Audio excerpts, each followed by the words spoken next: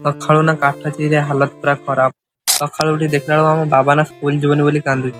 ମୁଁ ନା ଚୁଡ଼ା ଗୁଣ୍ଡ ଖାଉଛି, ଛୁଆଟାକୁ ଗୋଳଉଛି ଯା ଯା ସ୍କୁଲ ଯା, ସ୍କୁଲ ଯିବନି ନା ରଙ୍ଗ ବିଦା କରିସାରି ଆସିକି ଦେଖିଲା ବେଳକୁ ନା ମା ନା କାଲି ଯୋଉ ଗଛ ଗୁଡା ସବୁ ଲଗେଇଥିଲା ତା ଦେହରେ ସବୁ ସାରୁ ପତ୍ର ସବୁ ଢାଙ୍କୁଛି।